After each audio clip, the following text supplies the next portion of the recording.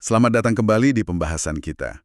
Hari ini kita mau kupas tuntas nih soal kondisi keuangan keluarga di Amerika Serikat. Topik ini penting banget, apalagi mungkin buat Anda yang baru mulai ngikutin isu-isu ekonomi negara maju ya. Kita bakal lihat data dari beberapa sumber.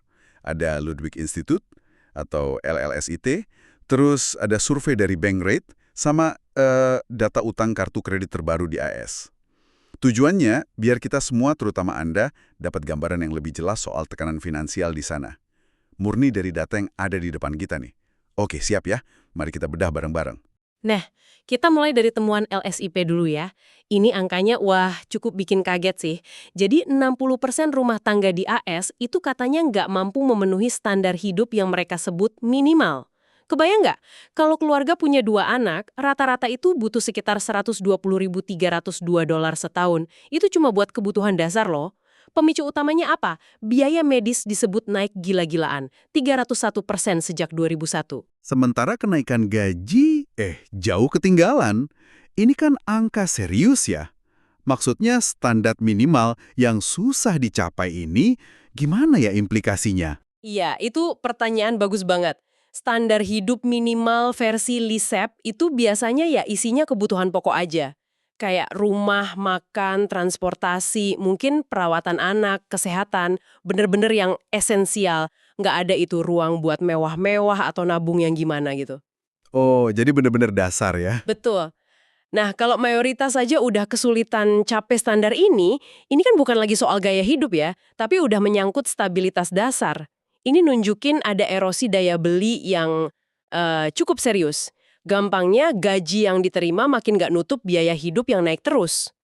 Fakta ini, jujur aja, sedikit banyak menantang narasi umum kalau ekonomi Amerika itu makmur merata gitu. Gambaran dari Elisep tadi jadi makin kerasa ya kalau kita sandingkan sama temuan Bankrate ini. Survei mereka ini benar-benar bikin saya, mikir ulang soal stabilitas finansial di sana. Gimana nggak? Sekitar 34% pekerja di AS itu hidupnya paycheck to paycheck, dari gaji ke gaji aja. Artinya apa? Ya setelah bayar semua kebutuhan pokok, udah, nggak ada sisa buat ditabung. Nol. Coba Anda bayangin deh, hidup tanpa jaring pengaman finansial sama sekali. Stresnya gimana itu ya?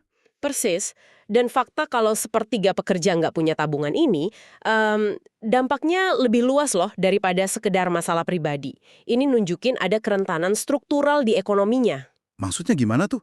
Ya, kalau sebagian besar orang nggak punya bantalan finansial, begitu ada guncangan ekonomi, sekecil apapun ya, misalnya PHK atau biaya tak terduga, itu bisa jadi masalah sistemik.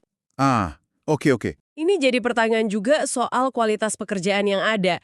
Gajinya beneran cukup nggak sih buat nyimbangin biaya hidup real di banyak tempat di AS?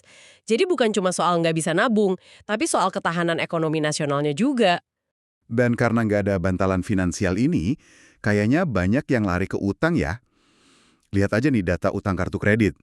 Angkanya mecahin rekor lagi di kuartal keempat 2024. Sekitar 1,12 sampai 1,21 triliun dolar. Triliun dolar loh. Wow. Yang lebih bikin khawatir lagi bukan cuma total utangnya, tapi ini, jumlah orang yang cuma bisa bayar cicilan minimum per bulan itu ada di level tertinggi dalam 12 tahun terakhir. Ini kayak lampu merah udah nyala terang banget kan? Tepat sekali. Itu sinyal kuat banget kalau tekanan finansialnya meluas. Coba kita rangkai ya ketiga temuan ini. Pertama, kesulitan penuhi biaya hidup dasar dari LISEP. Kedua, sepertiga populasi nggak punya tabungan kata Bankrate. Ketiga, rekor utang kartu kredit, plus banyak yang cuma bayar minimum. Polanya kan jelas banget ya, konsisten. Iya, nyambung semua ya. Bener, ini ngasih gambaran tantangan ekonomi yang nyata, yang dihadapi jutaan orang Amerika. Realitas yang mungkin nggak selalu kelihatan dari angka pertumbuhan ekonomi atau performa pasar saham aja gitu. Ini potret keseharian banyak orang di sana. Oke, jadi kalau kita tarik kesimpulan singkat nih, data-data yang kita lihat bareng hari ini nunjukin, mayoritas keluarga AS itu berjuang buat biaya hidup pokok. Terus, cukup banyak pekerja yang nggak punya tabungan sama sekali. Dan akhirnya, ketergantungan sama utang kartu kredit itu tinggi banget, sampai rekor malah. Nah, pembahasan kita ini tujuannya memang untuk ngasih Anda, ya terutama yang mungkin baru ngikutin isu ekonomi AS, pemahaman lebih jelas soal tekanan spesifik ini, murni dari sumber yang kita bahas tadi. Betul, dan mungkin ada satu pemikiran penutup ya buat Anda renungkan di rumah. Kalau kita lihat semua data ini, muncul pertanyaan kan, gimana sih sebaiknya kita ngukur kesehatan ekonomi sebuah negara?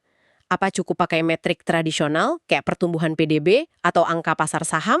Hmm, Atau jangan-jangan seperti yang kayaknya tersirat dari data LISEP, bank rate, sama utang tadi, kita perlu kasih bobot lebih ke indikator lain, indikator yang lebih nunjukin kesejahteraan real penduduknya, kayak kemampuan penuhi biaya hidup, tingkat tabungan, beban utang mereka.